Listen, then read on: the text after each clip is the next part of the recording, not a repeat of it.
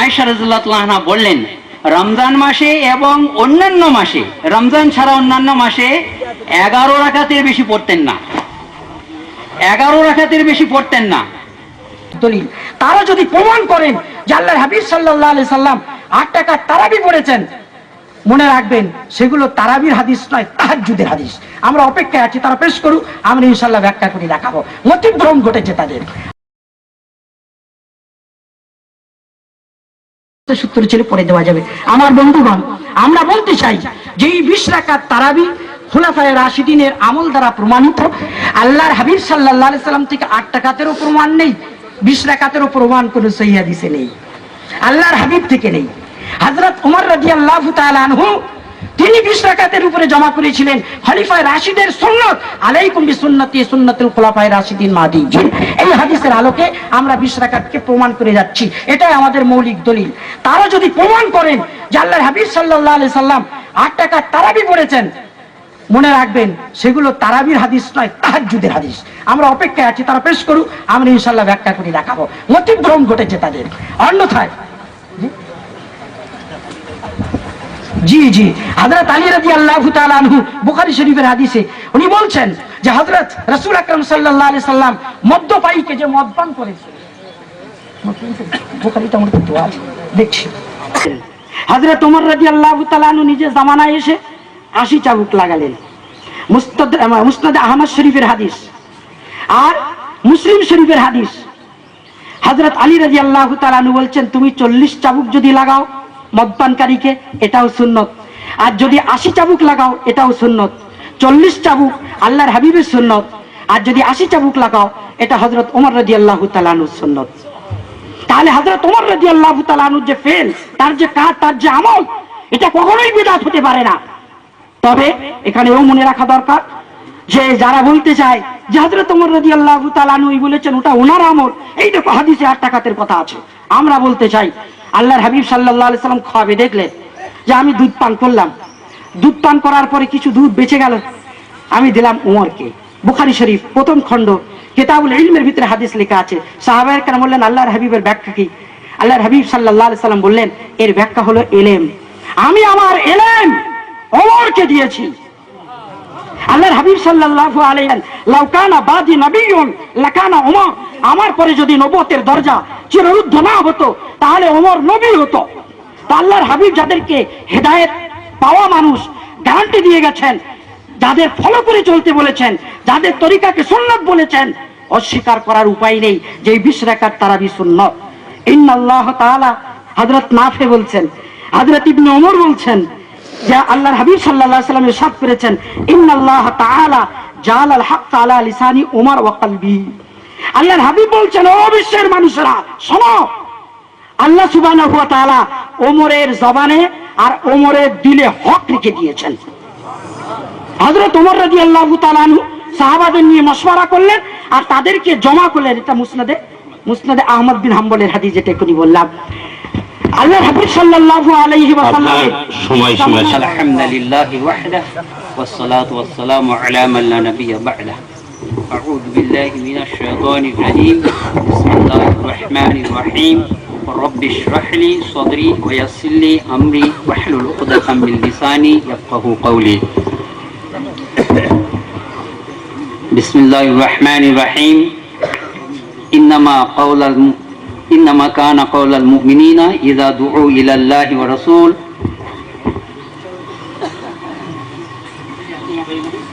আর পড়তে বলবো করে দিদিবি, বিশেষ করে সম্মানিত উলামায়ে কেরাম, আমরা আজ এখানে কোনো ঝগড়া করতে আসিনি, কাউকে পরাজিত করতে আসিনি, নিজেও পরাজিত হতে আসিনি।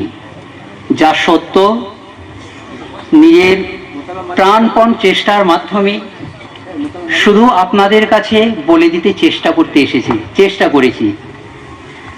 তো তারাবির নামাজ 8 রাকাত না 10 রাকাত, এই বিষয়ে আমাদের কাছ থেকে জানতে চাওয়া হয়েছে। আপনারা এ পর্যন্ত শুনলেন আমাদের প্রতিপক্ষ থেকে যে উনি বললেন নবী সাল্লাল্লাহু আলাইহি সাল্লাম থেকে 8 রাকাত তারাবির কোনোই প্রমাণ নেই। উনি এটা দাবি করলেন। আর আপনারা যে শর্ত লাগিয়েছেন, সবচেয়ে বড় জিনিস, আমরা নিয়মের অনুসারী হতে পারছি না। এ আমাদের জন্য অত্যন্ত দুর্ভাগ্যের বিষয়। আমাদের যে শর্তনামা তৈরি করা হয়েছে, সেখানে বলা হয়েছে কোরআন ও সহিহ হাদিসের আলোকে সবকিছু করতে হবে। এখানে যদি পাওয়া যায়, তাহলে অন্য জায়গায় যাওয়ার কোনো অনুমতি ইসলাম আমাদেরকে দেয় না। সেই জন্য এই শর্তগুলো পালন করা একান্ত কর্তব্য। আল্লাহ আমাদের সকলকে এই শর্ত মানার তৌফিক দিক। বুখারী শরীফের হাদিস 1147 নম্বর, আয়েশা রাদিয়াল্লাহু তাআলা আনহা থেকে বর্ণিত।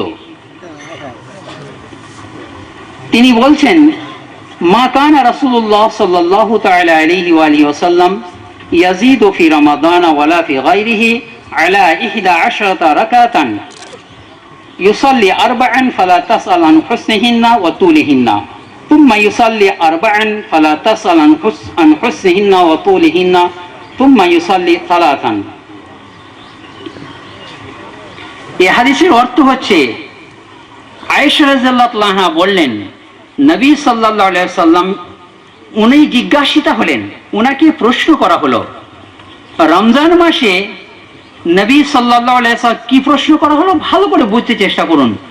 রমজান মাসে নবী সাল্লাল্লাহু আলাইহি সাল্লামের নামাজের ধরন কেমন ছিল, কেমন ছিল? ঠিক এই রকমই প্রশ্ন করা হয়েছিল। একজন নবী সাল্লাল্লাহু আলাইহি সাল্লামকে সাহাবী করেছিলেন সমুদ্রের পানি সম্পর্কে। যেহেতু সফরকারীদের কাছে তাদের বাড়ি থেকে মিষ্টি পানি নিয়ে যাওয়ার সম্ভাবনা খুব কম ছিল, স্বল্প মাত্রায় নিয়ে যেতে পারতেন। আর সমুদ্রের, বিশাল সমুদ্রের প্রচুর পানি, অফুরন্ত পানি, সেটাকে ব্যবহার করা যায় না পানীয় হিসাবে।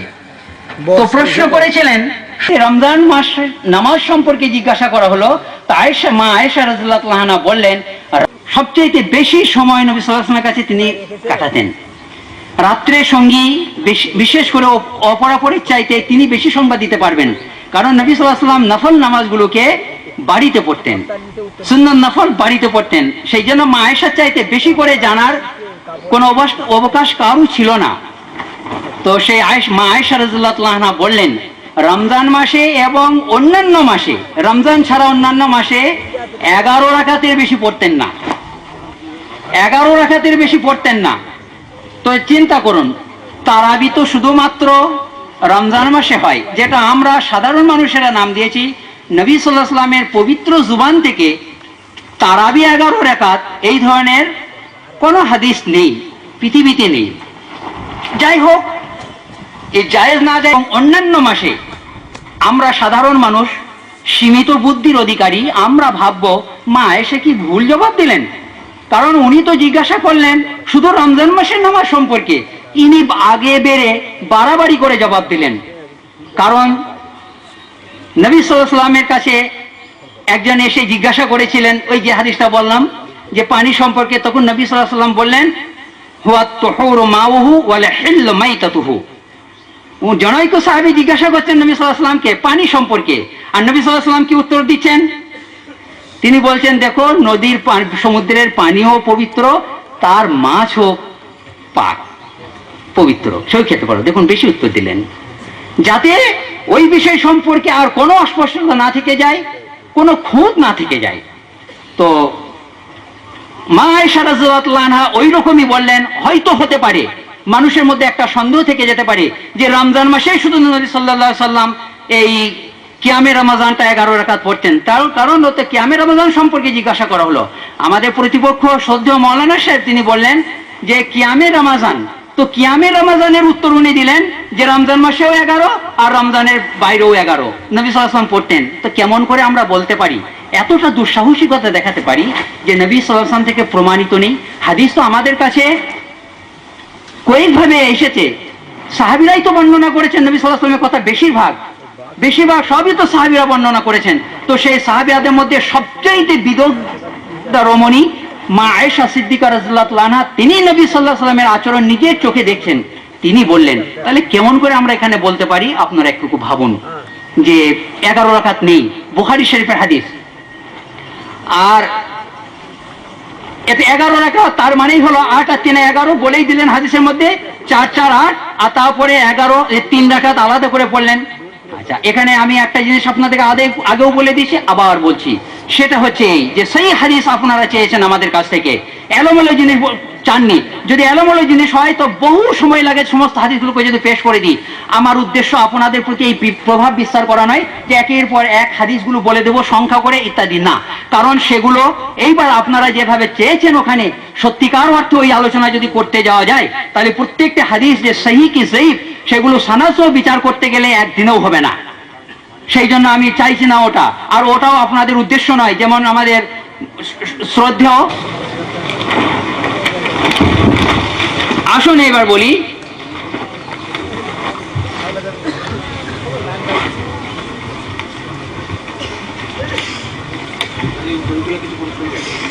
আমরা যে ইজমাত দাবি করি মক্কা মদিনাতে আজও পর্যন্ত হচ্ছে, আচ্ছা এই দাবিটা আমরা দাবি করছি একটা বাস্তব আচরণকে বলছি, কিন্তু শরীয়তের দৃষ্টিভঙ্গিতে এই দাবিটার বৈধতা সম্পর্কে আলোচনা করা আমাদের দরকার। আসুন এবার আমি বলি যে ওয়ালা ইজমা ওয়ালা কিয়াস ফি সুন্নাহ, তাফহিমাত ইলাহিয়া, শাহ ওয়ালিউল্লাহ মুহাদ্দিস দেহলভী, প্রথম খণ্ড 41 পৃষ্ঠা। তো ওখানে বলা হচ্ছে যে সুন্নতে কোনো ইজমা কিয়াস চলবে না, সুন্নতে কোন রূপ ইজমা কিয়াস চলবে না।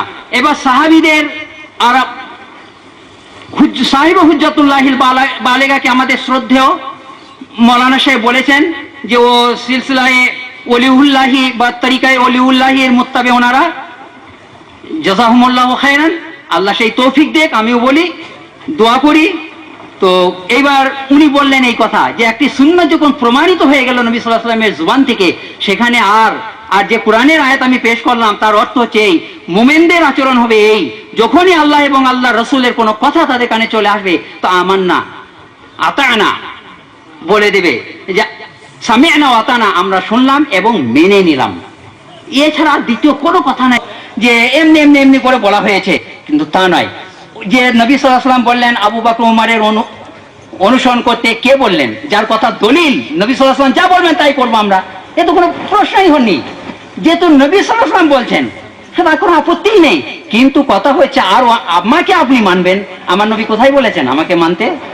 বলতে পারবেন আপনি? বা আমরা যাদেরকে মেনে আসছি, খুব স্থির মস্তিষ্কে, ধীর মস্তিষ্কে বুঝতে চেষ্টা করুন। আমার নবী সাল্লাল্লাহু আলাইহি ওয়াসাল্লাম বলেছিলেন বলে আমরা ওইটা মানলাম। আমার আল্লাহ বলেছিলেন যে তোমরা উলুল আমরিদেরকে মানো, তার ব্যাখ্যায় যাই হোক না কেন যে যা বলছে, যদি তো এটা সঠিক ব্যাখ্যা হচ্ছে এই যে দেশের মুসলিম শাসক, সেখানে উলামা ফুকাহা এ কথাও বলা হয়েছে। তবে ঠিক আছে, যদি এখানে বলা হচ্ছে ফাইন তানাযাতুম ফি শাইইন ফারুদ্দুহু ইলাল্লাহি ওয়ার রাসূল, যদি তোমাদের এই তৃতীয় পক্ষের মানা অর্থাৎ আল্লাহ এবং আল্লাহ নবীর ঊর্ধ্বে তৃতীয় পক্ষ যাদেরকে আমরা এখানে শুনলাম উলামা ফুকাহা বলা হলো, এখানে যদি সঙ্গতভাবে কোনো মতানৈক্য সৃষ্টি হয় তাহলে আল্লাহর সিদ্ধান্ত কি? আল্লাহর সিদ্ধান্ত হচ্ছে এইবার শুধু আল্লাহ এবং আল্লাহ রসুলের কাছে এসো, আর ওখানে থাকা যাবে না। এইবার এ হচ্ছে আমি মূল সূত্র বলে দিচ্ছি, এবার আপনি ওইটা করুন। দেখুন আয়েশা সিদ্দিকা রাদিয়াল্লাহু তাআলা আনহার হাদিস, আমরা বিভিন্ন রকম এটা প্রমাণ করেছি। এই হাদিস থেকে সব নকল, ফরজ ছাড়া যা আছে সব নকল। তার জন্য একটা হাদিস ওনারা পেশ করেছেন, সেই লম্বা হাদিসের দিকে আমি আর যাচ্ছি না। তাই যদি হয় থাকলো না। আর এই দাবি যখন উনি লিখেছেন ওনারা, সেই দাবিতে তারাবি সম্পর্কে বলেছেন 8 রাকাত তারাবি নফল। আর রফে দাইনের সময় যখন দাবি করেছেন তখন লিখেছেন রফে দাইন অবশ্যই করতে হবে, ওটা সুন্নতে মুআক্কাদা। দোকানে লিখছেন সুন্নতে মুআক্কাদা, আর তারাবির ক্ষেত্রে লিখছেন ওটা নফল। এই নফল সুন্নত ওয়াজিবের যারা পার্থক্য করছে না, তো হাদিস তারা কতটা বুঝেছেন আমরা কি বলবো? ফরজের পরে যা আছে সব নফল, হতে পারে না। আল্লাহর হাবিব সাল্লাল্লাহু আলাইহি ওয়াসাল্লাম বলছেন সানানতু লাকুম কিয়ামাহু, রমজান মাসের নামাজ পড়া রাত্রে তারাবি নামাজ, ওটাকে আমি সুন্নত বলেছি। এনারা বলছিলেন যে আল্লাহর হাবিব সাল্লাল্লাহু আলাইহি ওয়াসাল্লাম তারাবি নামাজ 8 রাকাত পড়েছেন, হযরত ওমর 8 রাকাত পড়েছেন, সেইটা ওনারা 11 রাকাত হিসাবে বলছিলেন। 11 রাকাতের কোন রিওয়ায়াত কিন্তু আনতে 8 রাকাতের কোন রিওয়ায়াত ওনারা আনেননি। 11 লেখা আছে। তো 11 রাকাত কেন? 3 রাকাত বেতের, আর আমরা বেতের কত বলি? আলাদা ব্যাপার। তারা কতটা পড়ে? তো হাদিসের অর্ধেক নেবে, অর্ধেক নেবে না। আবার 4 রাকাত হচ্ছে, তো আল্লাহর হাবিব তো 4 রাকাত পড়ছেন, আর তারা 2 সালামে করে নামাজ তারাবির নামাজগুলো পড়ছেন। এসবগুলো প্রত্যেকে আসছে। 8 রাকাতের কোন রকমের রিওয়ায়াত তারা এই পর্যন্ত পেশ করতে পারেনি। আর উনি বললেন হযরত ওমর থেকে 20 রাকাতের কোনো প্রমাণ নেই। প্রমাণ আছে কিনা আমি তো আমার এই কিতাবের উদ্ধৃতি দিয়ে বেশ কিছু হাদিস হযরত ওমর যে 20 রাকাতেরই হাদিস করেছিলেন সেগুলো আমি প্রমাণ করেছি। আমি জিজ্ঞাসা করতে চাই, আজকের যে মক্কা মদিনায় 20 রাকাতে তারাবি হচ্ছে, কাবার আমিনায় এবং মসজিদে নববীতে, এগুলো এলো কোত্থেকে? এই বেদাত ওখানে ঢুকলো কোত্থেকে? 1500 বছর থেকে ওটা চলে আসছে।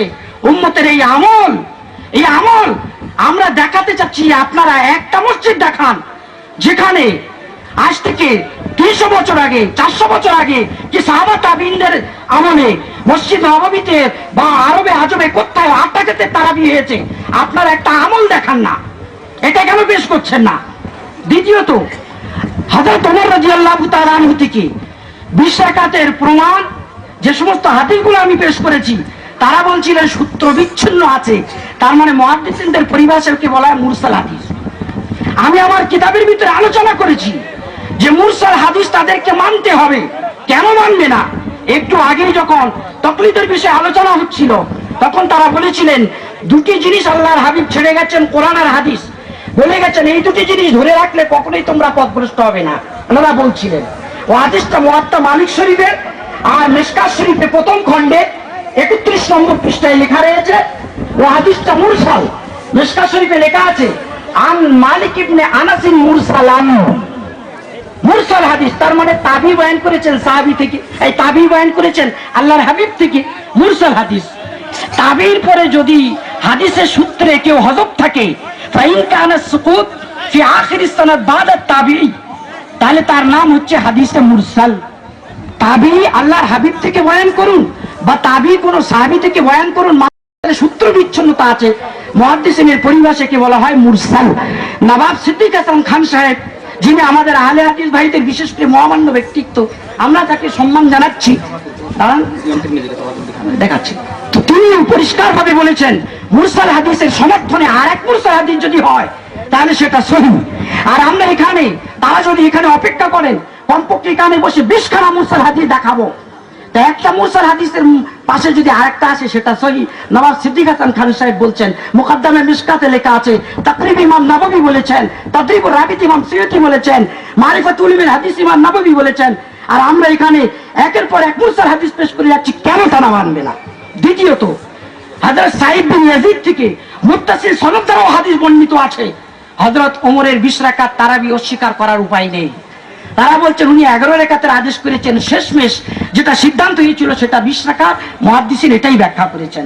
তাওয়াতুরি আমল, আজ 1500 বছর ধরে যে আমল চলছে, ইমাম শাফি রহমাতুল্লাহ আলাইহি, দেখুন কোন জায়গাতে শুরু হচ্ছে, ইমাম তিরমিজি রহমাতুল্লাহ আলাইহি, শেষ হয়ে গেল আপনার সময়। তিনি আমল বলেছেন তিরমিজি শরীফের ভিতরে 20 রাকাতের আমল চলছে 1500 বছর আগে। তিরমিজি শরীফ এই প্রথম খণ্ড